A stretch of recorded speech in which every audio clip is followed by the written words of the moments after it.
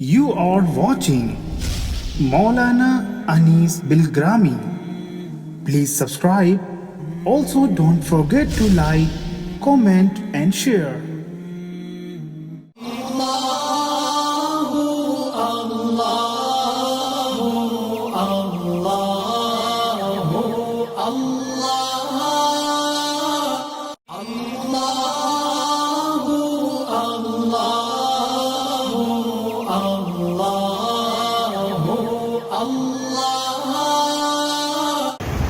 السلام علیکم ورحمۃ اللہ وبرکاتہ۔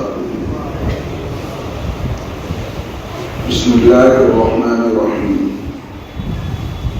الحمد للہ رب العالمین والصلاة والسلام علی سید المرسلین وعلی آلہ واصحابہ وازواجہ وذریاتہ وأہل بیتہ اجمعین، اما بعد۔ اسلامی تعلیمات میں صدقے کی بڑی اہمیت ہے۔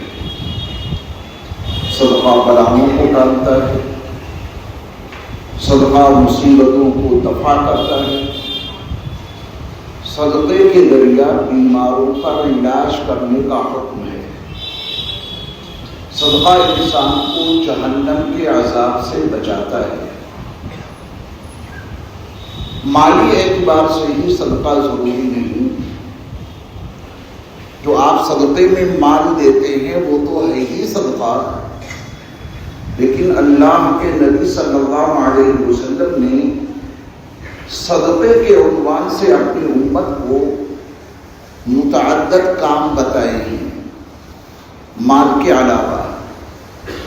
یہ کام کر لو تو صدقہ ہے، یہ عمل انجام دو صدقہ ہے، فلاں کام کر لو صدقہ ہے۔ جیسا موقع ہو، مال کے ذریعہ صدقہ کا موقع ہے تو مال کے ذریعہ صدقہ کیجیے، اور اعمال کے ذریعہ صدقہ کرنے کا موقع ہے تو ان اعمال کو برپا کر کے صدقہ کیجیے، صدقہ دیجیے۔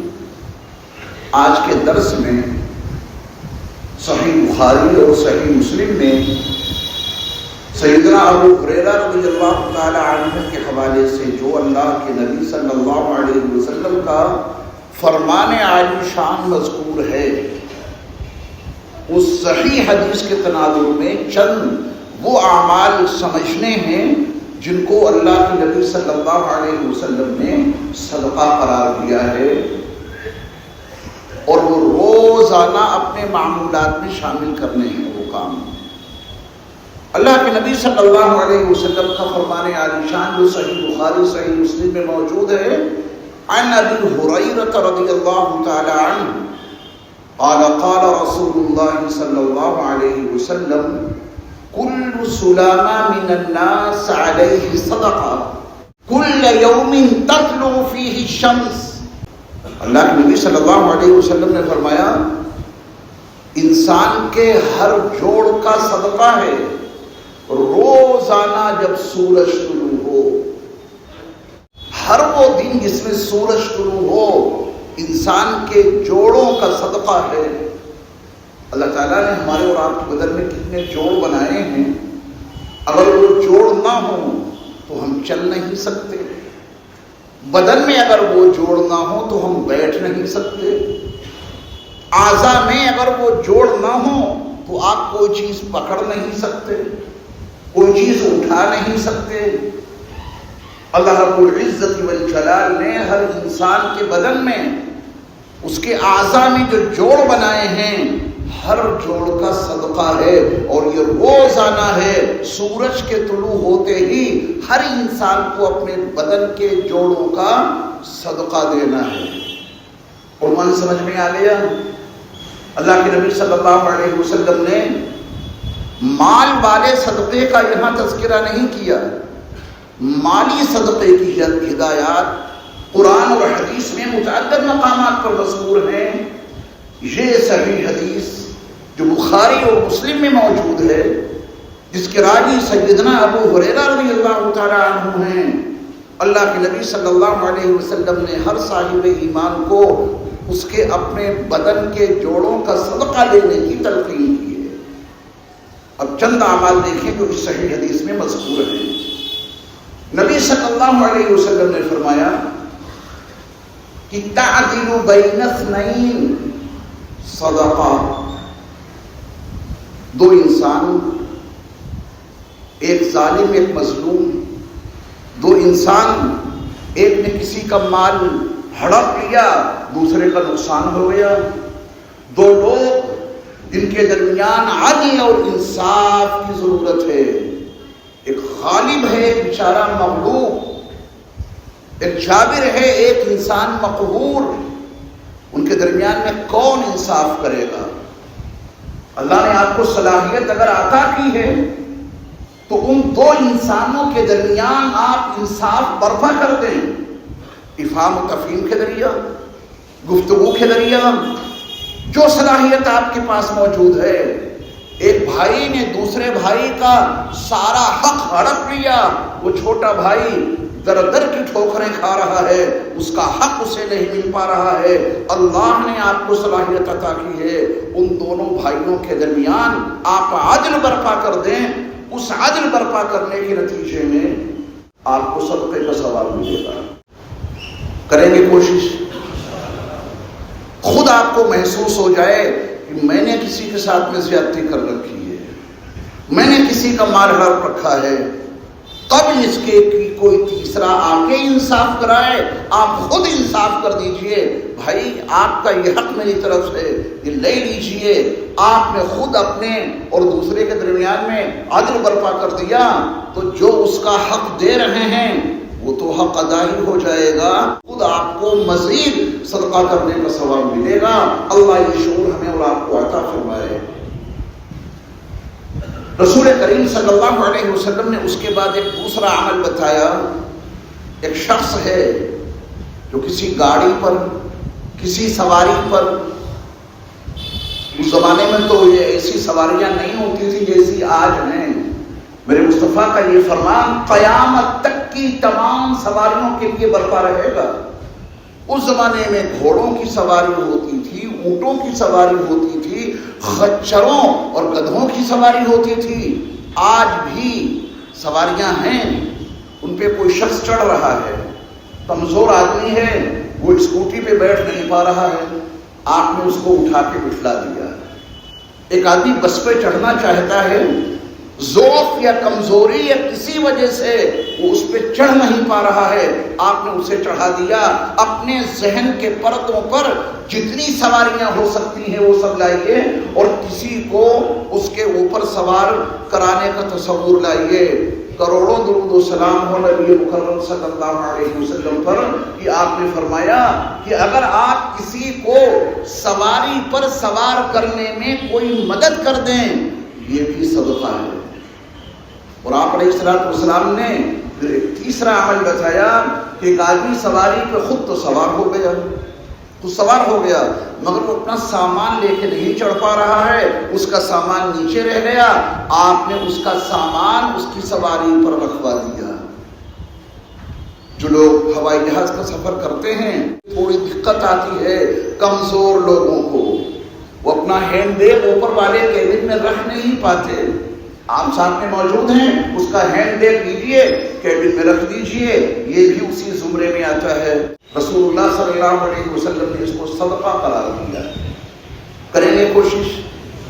امت مسلمہ لا الہ الا اللہ محمد رسول اللہ صلی اللہ علیہ وسلم کے پڑھنے والے نبی کی ان ہدایات عالیہ کے تناظر میں اگر یہ کام برپا کرنے لگیں، دو انسانوں کے درمیان عدل قائم کر دیں تو صدقہ، کسی کو سواری پیار چڑھانے میں مدد کر دیں تو صدقہ، اس کا سامان اٹھا کے آپ اس کی سواری پر رکھوا دیں تو صدقہ۔ اس کے بعد رسول اللہ صلی اللہ علیہ وسلم نے فرمایا اچھی بات کہہ دو، بھلی بات کہہ دو، یہ بھی تو صدقہ ہے۔ وَالْكَلِمَةُ الطَّيِّبَةُ صدقہ، اگر آپ بھلی بات کہہ دیں گے تو صدقہ ہے۔ اپنی 24 گھنٹے کی معمولاتی زندگی کا جائزہ لیجیے، 24 گھنٹے کی معمولاتی زندگی کا، صبح سے شام تک اور شام سے صبح تک اپنی زبان سے جو کچھ بولتے ہیں، اس زبان سے جو کلمات ادا ہوتے ہیں، ان کا جائزہ لیجئے، خود اپنی گفتگو کا تجزیہ کیجئے، اور پھر یہ سوچئے کہ میں نے اچھی اور بھلی باتیں کتنے کی ہیں، بری باتیں کتنی کی ہیں، یہ غیبت کے لیے زبان کتنی استعمال ہوئی، اور اللہ اور اس کے رسول کا فرمان سنانے کے لیے زبان کتنی استعمال ہوئی، بھلائی کی باتیں بولنے میں یہ زبان کو میں نے کتنا استعمال کیا، برائی میں ہم نے اس کو کتنا استعمال کیا، جھوٹ میں کتنا استعمال کیا، الزام تراشی میں کتنا استعمال کیا۔ آج کے دور کا ایک بڑا فتنہ ہے غیبت، الزام تراشی۔ میاں اور تو اور رہے، آپ اپنے اماموں کو نہیں بخشتے، محفلیں سجتی ہیں، کبھی یہ نہیں سوچا کہ جتنا وقت ہم ان کے ساتھ ضائع کر رہے ہیں برائی سننے میں یا سنانے میں، کاش اس برائی کے سننے سنانے کے بجائے حق بات کے لیے اپنی زبان کو استعمال کرتے۔ مسجدیں محفوظ نہیں آج کے دور میں، لوگ مسجدوں میں بیٹھ کے برائیاں کرتے ہیں، اور انہیں خوب معلوم ہے کہ اس وقت مؤذن صاحب کی برائی چل رہی ہے مسجد میں، امام صاحب کی برائی چل رہی مسجد میں، اور آپ اس میں برابر کے شریک ہوتے ہیں۔ جب مسجدوں کو غیبت سے، برائی سے، الزام تراشی سے آپ نے محفوظ نہیں رکھا تو آپ کے گھر کا کیا حال ہوگا، آپ کی دکانوں کا کیا حال ہوگا، آپ کی بیٹھکوں کا کیا حال ہوگا۔ مسجد والا دین سیکھو، اپنے اوپر قابو پانا سیکھو، یہاں صحیح ہو گئے تو گھر بھی صحیح رہے گا، بیٹھکیں بھی صحیح رہیں گی، دکانیں بھی صحیح رہیں گی، مجلسیں بھی صحیح رہیں گی۔ حق بات بولا کرو، سچ بولا کرو، بھلائی کی گفتگو کیا کرو، صدقہ ہی صدقہ ہے۔ برائی سنو گے تو تباہی ہے، بری بات بولو گے تو تباہی ہے، الزام لگاؤ گے تو بربادی ہے۔ اللہ ہم سب کو شعور عطا فرمائے۔ اس کے بعد رسول اللہ صلی اللہ علیہ وسلم نے فرمایا کہ تمہارا ہر وہ قدم جو نماز ادا کرنے کے لیے اٹھے گا، ہر قدم پر تمہارا رب تمہیں صدقے کا ثواب عطا کرے گا۔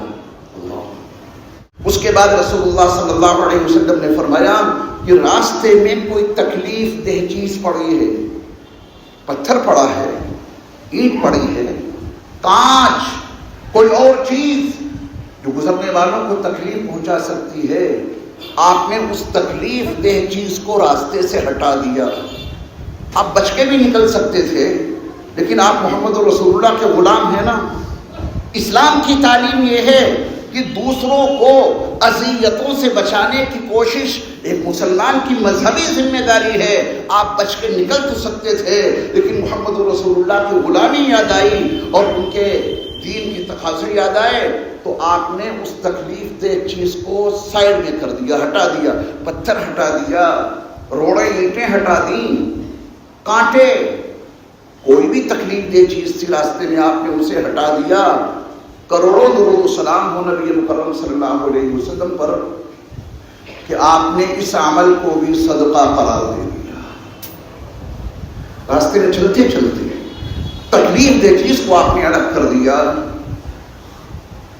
اماطۃ الاذى عن الطریق، راستے سے تکلیف دہ چیز کو دور کر دینا، ہٹا دینا، یہ بھی تو صدقہ ہے۔